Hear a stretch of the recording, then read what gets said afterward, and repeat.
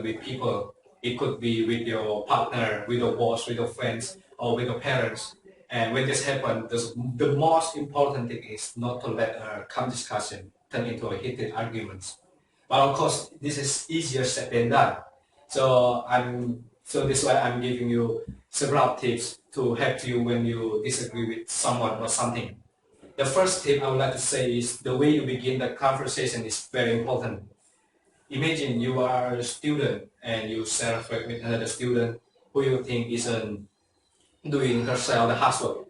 If you say, look, you never do yourself the housework and what we are going to do about it, of course the discussion will very soon turn into an argument.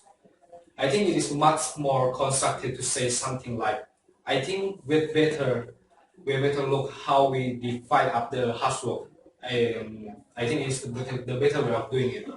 And my second advice is simple. If you are the person who is in the wrong, just admit it. Just apologize to your flatmate, to your parents, to your boss, or to your friends, and move on. And this is the easiest and the best way to avoid an argument. And the other person will have more much respect for you in the future if you do that. And the next tip is don't exaggerate.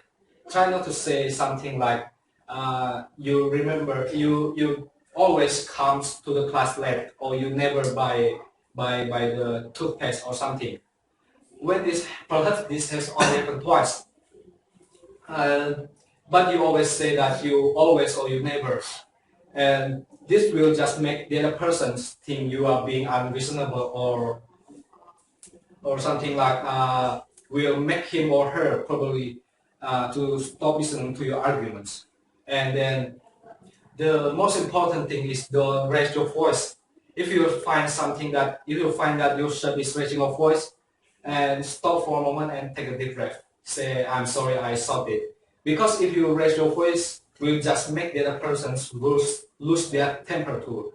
So if you can talk calmly and quietly, you will find your partner will be more ready to think what you are saying. And then it's also important to stick to the point. Try to keep to the point you are talking about. And try not to bring in other issues or try to bring up all arguments. And then, if necessary, call timeout. It is the final tips. If necessary, call timeout, like a sport match.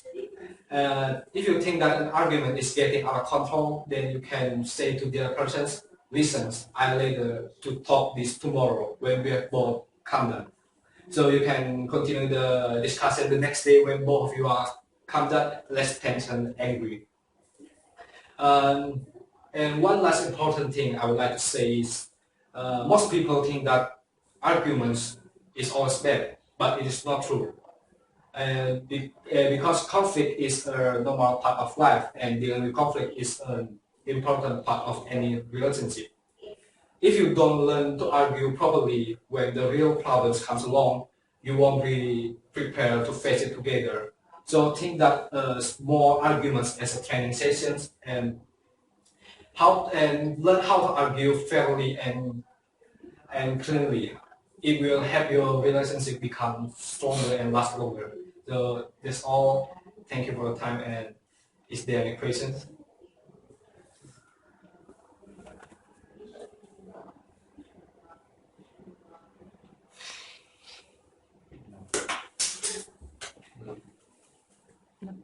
No.